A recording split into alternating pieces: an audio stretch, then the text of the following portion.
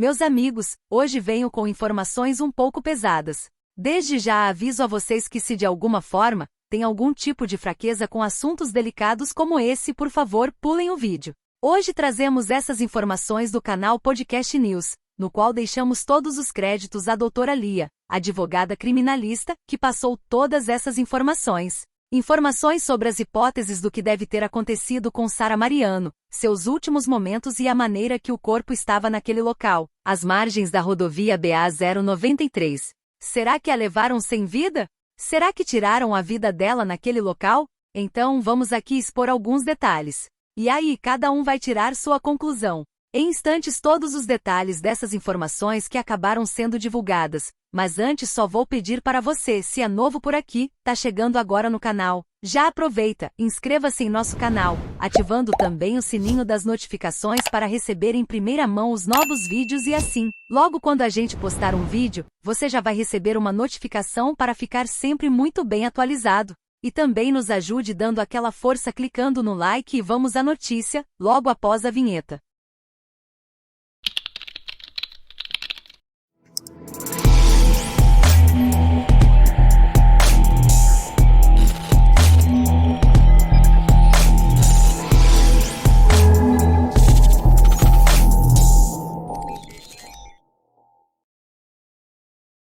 Bom pessoal, segundo informações da doutora Lia, advogada criminalista, que começou uma análise após ter recebido 2 fotos do corpo de Sara Mariano, ela começa falando da cabeça da vítima. Veja o que ela informou, a cabeça estava inteirinha carbonizada, bem escura, bem preta mesmo, e não dava para identificar quem seria aquela pessoa de forma alguma. Os braços, inclusive as axilas, estavam totalmente íntegras, não estavam queimadas. No caso, os braços estavam assim, os cotovelos encostados no abdômen, os 2 cotovelos, e as mãos para cima e os braços para cima, como se estivesse louvando. Só que dobrados e os dedos estavam assim um pouco fletidos, dava para ver que ela estava usando uma aliança. A aliança bem douradinha. Passando para o abdômen não foi carbonizado, ele estava íntegro, a única coisa é que ele estava bem distendido, ou seja, bem inchado, com marcas assim bem roxas internas, não na pele. Como petequias, não estava com aqueles hematomas que na verdade são as vísceras, são as primeiras a entrar no estado mais avançado de putrefação. Então, eles estavam bem assim. Depois, vendo as pernas dela, o quadril e as pernas não foram carbonizadas e nem o quadril, tanto que deu para ver perfeitamente a roupinha íntima dela inferior. E também uma coisa que eu notei, que a roupa íntima superior, ou seja, o sutiã sim, ela foi deixada ali sem roupa de calcinha e sutiã porque dá para ver que logo abaixo da altura dos seios tem uma faixa mais grossa, que seria, no caso, o elástico. E dá para notar também que as mamas, elas estão cobertas por um tecido também, só que não dá para ver qual cor seria da peça íntima. E descendo para o quadril, ela estava com a peça íntima inferior intacta, vermelha. As pernas não foram queimadas pelo fogo, mas sim, existiam na perna esquerda, como se fosse uma corda de umas lombadas, como se fosse de bolhas. Uma parte sim pode ter sido provocada pelo fogo, pela quentura, só que nas pernas também, principalmente ali na altura do fêmur, existe a artéria femoral, e ela é de um grosso calibre. Então esse sangue, ele se recolhe numa parte, mas não tudo, justamente por ser de um calibre muito grosso. Então, ele acaba querendo sair para fora do corpo, então também causa essas lombadas ou bolhas, como se fossem vários montes. Mas isso só numa perna, a outra ela já estava bem escura, uma parte, quase que preta, mas não na pele, vindo de dentro, que também é o avançado estado de putrefação que vai causando isso. Uma coisa que me chamou muita atenção, as pernas delas estavam fletidas, joelho fletido, o que quer dizer, estavam dobrados, como se tivesse formando uma letra A com a planta dos pés fincadas no chão na terra, sem sapatos, até um pezinho dela esquerdo, os dedos estavam bem erguidos. Sabe quando uma pessoa sente dor e contrai o pé, contrai os dedos. Só que este pé tinha mais o calcanhar no chão e o pé direito. Então, veja, o fogo, esse fenômeno que o fogo pode fazer no carbonizado, não poderia estar ali. Nomeado naquele caso, vamos dizer, porque se for um bebê, ele tem um braço menor, os bracinhos são menores, mais curtos, as perninhas mais curtas. No caso de uma incineração, pode repuxar tudo e ficar uma massa só. O fêmur é o osso mais longo do nosso corpo, então é impossível que ele iria ser erguido do chão, por exemplo, se ela fosse levada lá sem vida. Então pode ser que por isso que acharam um pé de sapato dela, mas também poderiam arrastá-la com vida. Talvez a pessoa não percebeu nem que ela tinha deixado cair a sandália, naquela ânsia de praticar logo o ato e ir embora para que ninguém veja e tudo mais, pode nem ter visto, porque senão poderia queimar o sapato junto. E depois eu vou falar de um chinelo masculino que foi encontrado lá. Então, se ela tivesse sido arrastada sem vida, as pernas estariam paralelas ao chão, elas estariam encostadas totalmente à parte de trás da perna, das pernas estariam totalmente no chão, no mato, na terra, e não estava. Então, isso já é um sinal que não foi colocada ali sem vida, ela foi colocada com vida. Outra coisa, como eu falei, as pernas não foram carbonizadas, não tem sinal de fogo nas pernas e nem nos pés, não tem nem no quadril. Então esse fenômeno não poderia ter acontecido, como eu já falei. Minha conclusão é que realmente atearam fogo nela com vida. Existem testes dentro da necropsia que são capazes totalmente, esses testes são capazes de elucidar o que realmente ali aconteceu. Eu vou explicar, a pessoa quando ateia fogo nessa pessoa, principalmente na altura do tórax, no rosto, os últimos momentos da respiração dessa pessoa, ela acaba respirando e vai haver resquícios de fuligem dentro desse pulmão, inclusive vai mudar a coloração do pulmão. Então, num ponto, foi muito interessante ter encontrado o corpo dela nesse estado, porque o corpo fala, todo mundo fala, que quando olha o corpo da pessoa falecida fala e fala mesmo.